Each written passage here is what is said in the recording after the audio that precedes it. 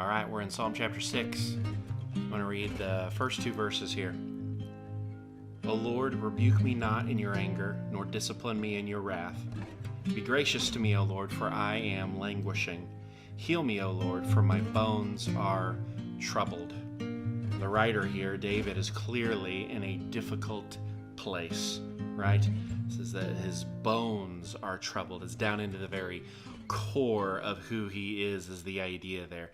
Down into the depths of himself. Everything seems to be wrong. And he uses this word that we don't use very often, and it's a great word to use, languishing. Although if you feel the need to describe yourself in that way, you don't feel so great about it.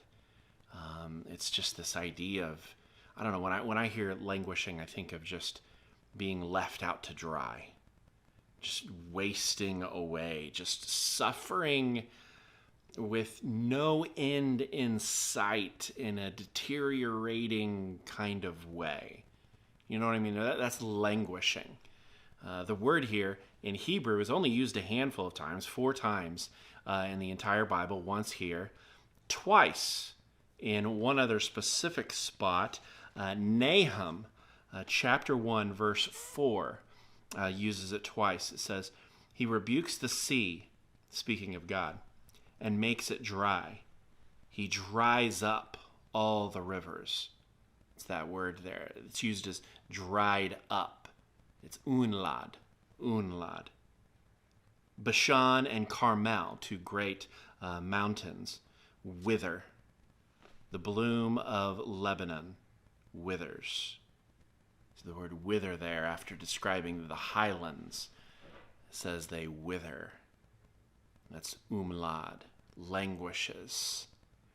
And it's this idea that the rivers are drying up.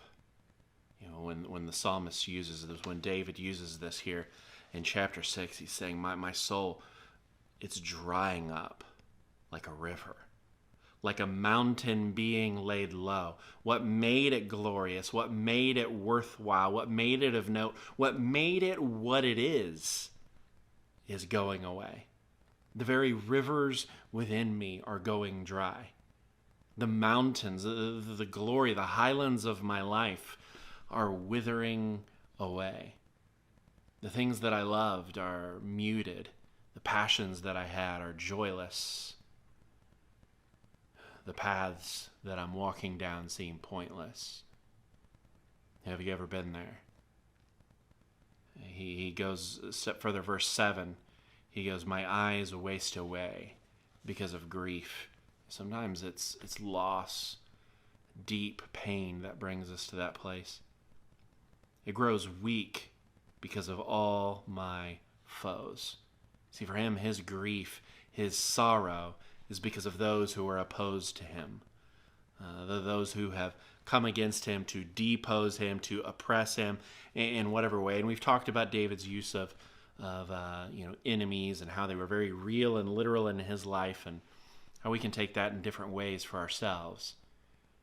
But it is the opposition that he faces in his life, the difficulties that he has come up against, that have left the rivers of his heart running dry, languishing down to the depths of his bones. He goes on and he says, my soul also is greatly troubled, but you, O Lord, how long? He turns himself to God. Turn, O Lord, deliver my life. Save me from this for the sake of your steadfast love. For in death there is no remembrance of you. In Sheol, who will give you praise? He says, when I go down to death, there will be no one here raising your name. There's no praise and worship in nothingness, the way that he understood death. Notice that he turns to God in this moment where it all seems dry, where it all seems to be fading away and going away and pointless and painful. He says, God, heal me, in verse 2. In verse 4, God, deliver me, and God, save me. Heal me, deliver me, save me. You see how he turns to God, asking for things that only God can do. He doesn't ask for earthly things. He doesn't say, God, restore my fortunes. He doesn't say, God, bring me peace and take away my enemies and remove all of the difficulties. He says, I need deliverance and healing and salvation from you. Now, not to say that there isn't anything wrong with asking God for favor in life and in different, specific ways. God, I need a new job. God, I need you to heal myself or this person that I love. Of course, God desires for you to bring those things into his throne room. But I love that David here, before all of that, before getting into specifics about what he needs done or what he feels like, what he thinks the fix would be, he just simply asks God to heal, to deliver, to save.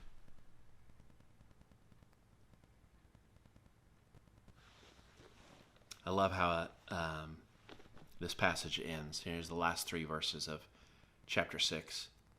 Depart from me, all you workers of evil, for the Lord has heard the sound of my weeping. The Lord has heard my plea. The Lord accepts my prayer. All my enemies shall be ashamed and greatly troubled.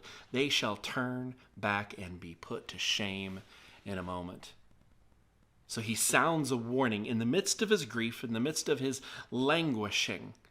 He says to his enemies, I would be careful with feeling like you can take advantage of me in this moment. You may see me as vulnerable in this place, but I guarantee you God hears my weeping. And because God is on my side, you will be defeated. Because God is on my side, whatever enemies that have come against me, that have brought me into this place, whether it be fear, anxiety, worry, stresses, loss in life, whatever it may be that has brought me to this place of languishing, of hurting down to my bones, I will not be dismayed because I know who is for me. And so I know who cannot possibly win if they come against me. Because I'm going to turn to my God. I'm not going to turn to the things of this world. I'm not even going to turn to the things that are what we might call God adjacent. And here's what I mean by that. Sometimes we say, I'm just feeling awful, and so I'm going to turn on some worship music. I just always love listening to this band. It always puts me in the right place. Or, I just really need to go to church because those people, they just always lift me up, and those people are just so precious to me. Or I just need... Do you see the problem there? If our deliverance is only found in the things, if it's only found in the people, if it's only found in the songs, and it's not found in the one who brought those people together, and it's not found in the one to whom those songs are directed, then we've just replaced things of the world with other things of the world that have a God-like label upon them.